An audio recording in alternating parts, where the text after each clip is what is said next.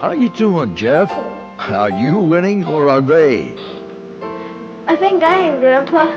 It sure is a computer world these days. It wasn't too long ago folks had a lot to learn about computers, and to say nothing about using them for business. I'd almost bet, though, even with the so-called computer resistance, once they got into it, it wasn't that hard, even kind of fun.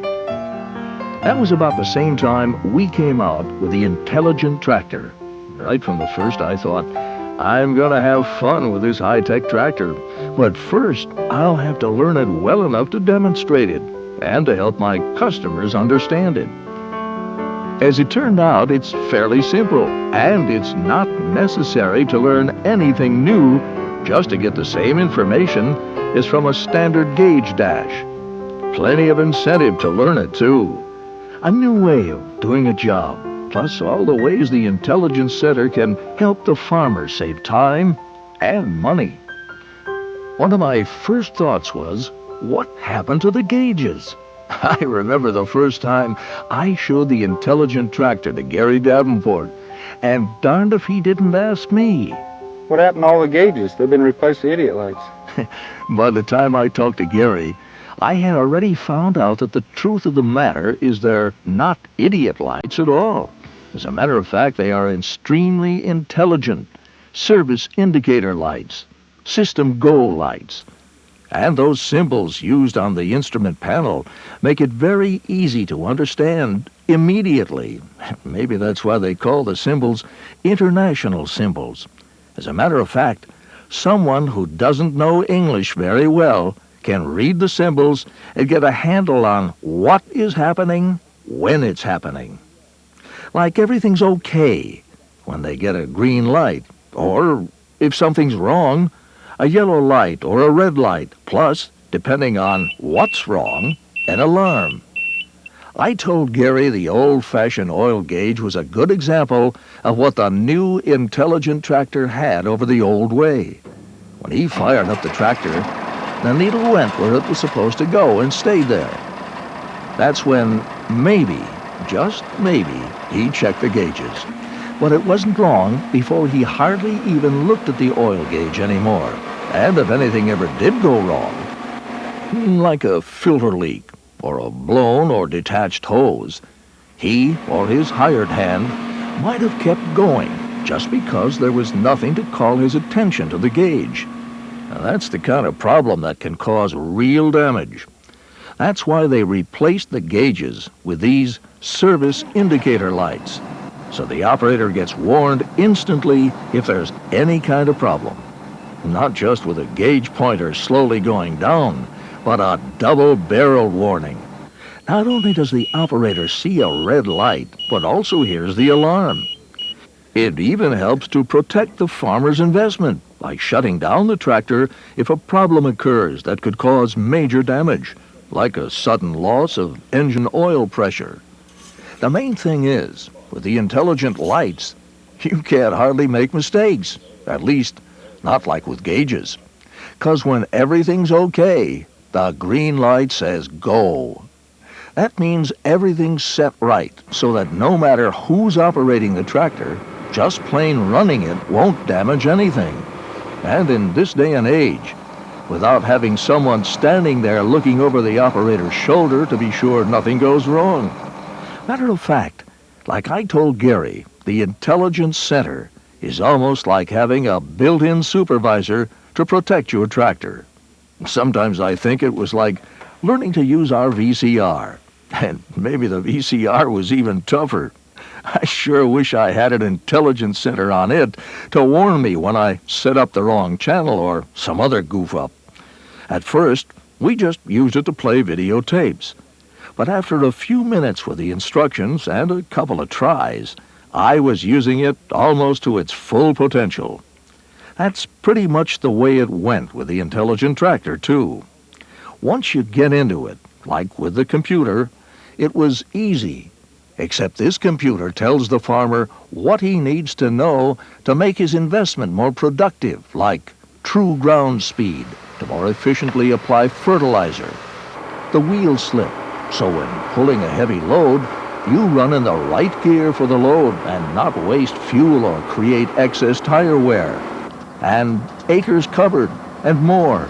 It's the kind of information that helps to make his operation as cost-effective as possible. And that's the bottom line these days.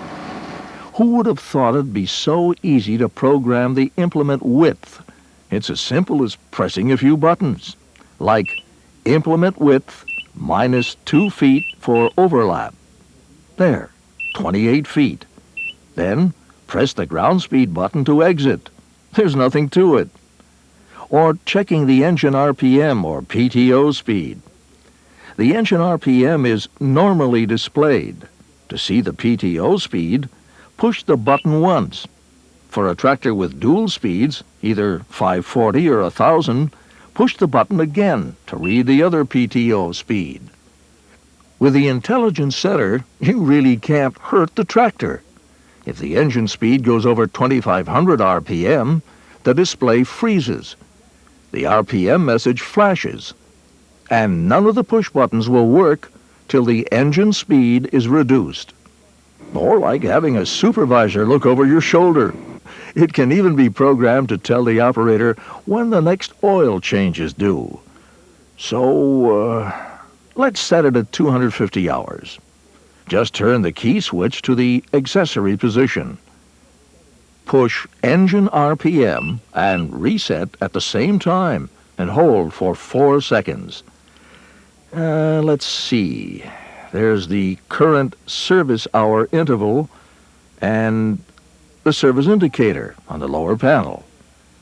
When the audible alarm sounds, it means I'm in the programming mode, and now use the start and stop buttons to put 250 on the display.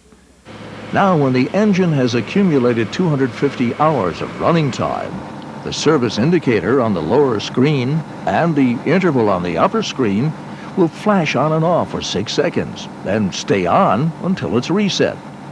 If the operator needs to know how long it's been since the last time the service interval was reset, just turn the key to accessory and push engine RPM and reset at the same time. Measuring and programming the ground speed function is another real valuable tool that can help the farmer work more efficiently and thus profitably. But it's also where some folks get hung up on this issue of accuracy. I guess it's because there are 3 ways this can be programmed. Each one is a little more accurate than the other. They think everything has to be perfect or it wouldn't work, but that's just not true. Case gives the farmer more than one method of programming the system, so he can fit the tractor to the degree of accuracy he needs. The first method is the standard calibration code, which can only be used on tractors equipped with the true ground speed sensors. Radar. Who'd have thought it 20 years ago? The standard calibration code appears in the display panel when the key is turned to the accessory position and the calibrate button is pushed. The second and more accurate method is the static calibration method. After we've checked the tire pressure to make sure it's correct and the tractor is on a flat level surface, measure the distance from the center of the axle to the ground. Now, using that measurement, refer to the operator's manual and program the static calibration code number into the instrument cluster that corresponds to your measurement. That's done the same way as programming the standard number. Push and hold the calibrate and the ground speed, use the up or down arrows, and the number on the display is entered in memory after 2 seconds. Now, the third and most accurate method is to dynamically program the system. And that's not difficult at all. I know that my fence posts are 25 feet apart. So all I have to do is press calibrate and ground speed to enter the calibration mode. Then, like the operator's manual says, on a smooth surface, drive through 400 feet. Or on my place, that's 17 fence posts. And push the start button at the first post and the stop button at the 17th post. I guess if you get right down to it, the most accurate is also the easiest. You don't even have to leave the cab of the tractor. Now, if you want to get real accurate, say when planting seed corn, you should go through this procedure 3 times and take the average of the 3, then program that number into the system. Speaking of accuracy and radar, the true ground speed sensor is necessary to make use of the wheel slip function. Wheel slip is hard to measure with any kind of accuracy, but Magnum does, and it's simple to calibrate into the system. Just drive across the field with the implement out of the ground. Push and hold the Calibrate Slip button for 3 seconds, and then continue driving the tractor at normal working speed for 3 seconds. When you hear the audible tone and all segments of the wheel slip bar graph are off, it's done. Because this is now stored in the intelligent tractor's memory, the only time it's necessary to do it again is if there's a significant change in the loaded radius of the tire, such as a change in tire pressure or new tires. The wheel slip indicator can help the operator keep the actual wheel slip between 10 and 15% for drawbar work and 13 to 15% for 3-point hitch work. That reduces waste. Waste such as increased fuel consumption, reduced tire life, and loss of productivity. And with the high cost of expendable materials used in planting and spraying, especially when you're talking about over-application, that's important. Here's a good example.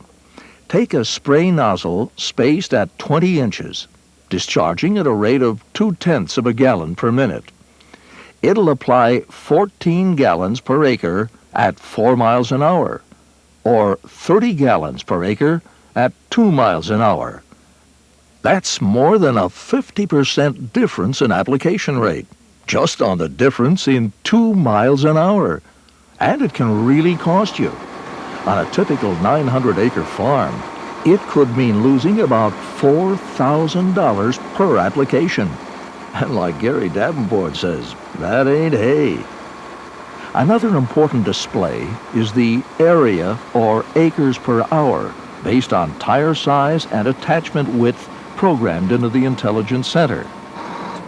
I've had to remind a couple of my customers that this function continues to accumulate area, even when turning at a headland.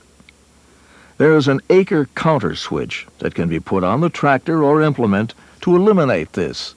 Or you can just push the stop button pulling into the headland, and push the start button when the implement goes back into the ground.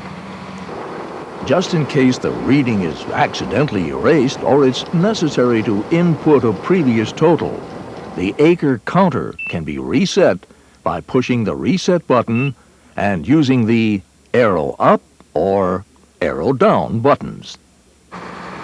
There's a lot more to this intelligent Magnum too, like how it makes the operator so much more efficient without requiring a lot of experience, and since it gives the operator all that information without having to leave his quiet, comfortable location.